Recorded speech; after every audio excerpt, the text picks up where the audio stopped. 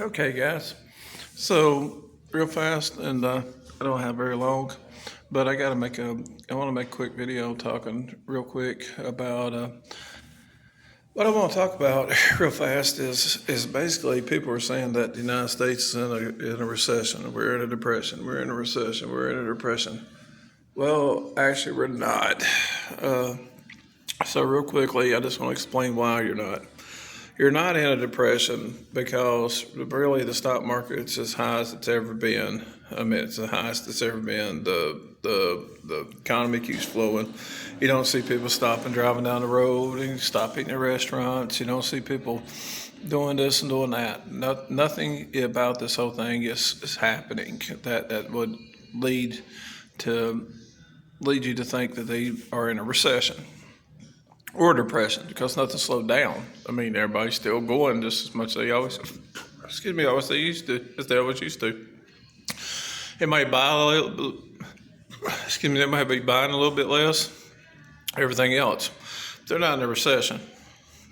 Now, you got layoffs going on because of AI, because of technology, because machines are getting automated, because of everything else.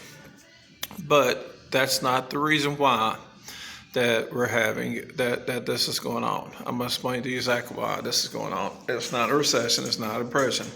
What it is at one point, and the easiest way for me to explain this to it is one point the credit cards and interest rates on credit cards and stuff like that, the junk loans, the buy now, pay later plans, stuff like that. The interest rates, buy now, pay later plans is on a fixed interest rate. But as they've gone on, they have gone up a little bit more.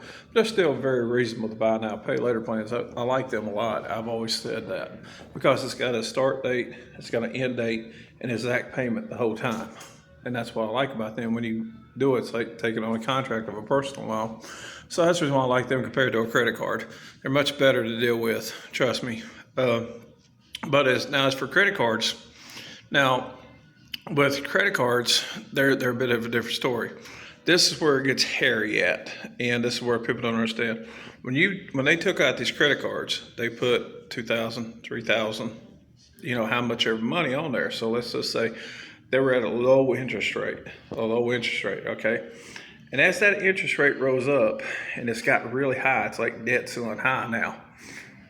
Well, it's even at 33%, over 20%. These credit cards have been going up and up and up. Car payments have not been getting any cheaper all the time, while your insurances have been going up also.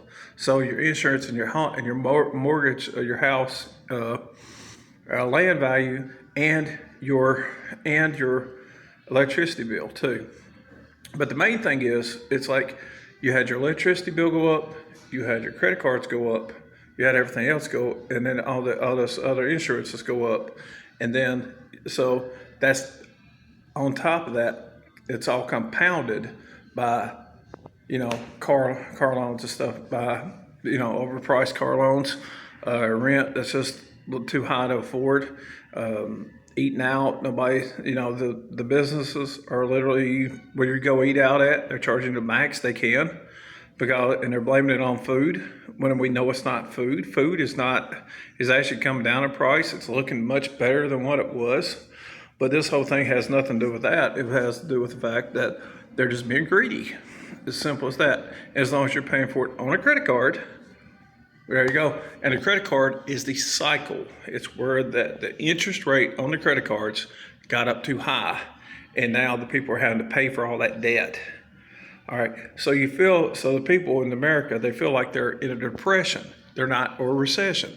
They're not in a recession. They're not in a depression. They just got too much debt. They got too much debt, way too much in the credit cards, and the credit card interest is too high. So what we have is a credit crisis.